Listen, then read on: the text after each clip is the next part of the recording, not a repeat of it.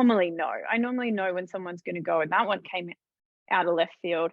And there's this big part of me that's super stoked, because when she came on, we knew her goal was to have her own business. We knew that part of her development plan was to teach her with her for the gaps.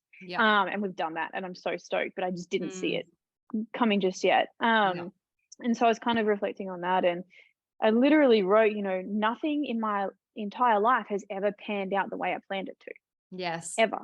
And so my whole life, and I think everyone does this, I've been setting myself up to fail. I've been setting myself up for disappointment. I've been setting myself up for like sorrow, because I expect, even despite 35 years of evidence to the contrary, I still expect that if I want something to go away and I work towards it, that it's going to happen, and it never fucking has. So I'm very much hoping that this like moment I had yesterday is going to like seed, or I don't know, the hippies say integrate or whatever, and be a real shift going forward, so that I feel less disappointed and it's more just kind of expected. But balancing that, I guess, with not giving up and not still working for the things Not that I seeing want, that as working for the failure. things that I plan. Or an excuse. Not going, oh, well, it wasn't going to work out anyway, I'm not even going to try. Because the flip side of nothing working out the way I planned it to is that now I'm here. And if everything hadn't worked out the way that it did, which wasn't the way that I planned it to, I wouldn't be where I am today. Now, I'm super privileged to be able to say that, right? Like, I'm sure that somebody living a much harder life, or with much more challenge than I am, would be like, well, fuck that. Everything worked out and now I'm here. I fully recognize that I'm in a super privileged position to be able to say that, but I also accept where I am and that good fortune that's come my way.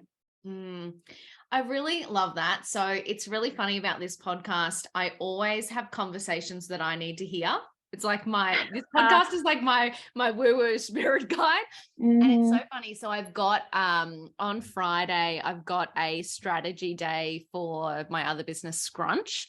And I've been really struggling with where it's going and what's next. And I had this moment of this epiphany the other day that was kind of like, because I had all these ideas, I can do this, I can do this, I can do this. And then I was like, well, I don't want to do that. And then I had this epiphany that I was asking myself the wrong question. And the question needed to be, what's the end game? And if that's the end game, then what are we going to do to get there? But what I love about what you just said is then nothing, but I think I've been struggling with it, because it's like, it wasn't what the plan was. So I had a plan, and I've been telling people the plan for so long that now that the plan's changed, I think I'm struggling, going, whoa, what am I doing here? What is this? Why doesn't it look the way I thought it would look? And I think I've been freaking out about that. And so not doing anything and really blocking myself from taking the next step.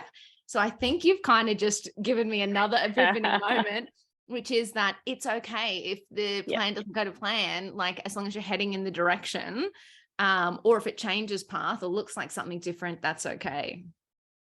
Yeah. And like, it's almost like sometimes you need to hear that somebody else has given themselves permission so that you can, we're social beings, we're pack animals. It's no surprise that you can't always get to a place without seeing somebody else having gone there or planning to go there first. And it's funny you say about, oh, I told people the plan, I've spent so long telling people the plan. Isn't that like such a big but ridiculous factor in shaping your life? Like, when I think about, okay, well, if this happens with our management team, we're going to have to come home, we're going to have to go back to Australia, we had this 18-month plan in the UK and Europe, we're going to have to go back. And I could literally picture two people's faces in my mind, friends of mine, that they know the plan. And I was like, I can't fail in front of them, because I told them the plan, because they thought it was so great and they thought I was so inspirational. And, kudos to you for making this happen. And not many people do that and whatever.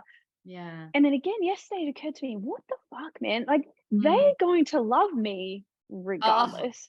Yes. They don't see this as a failure, because it's not a failure. Dealing with your life as it is, not how you want it to be, that's not a failure. That's just doing what you need to do.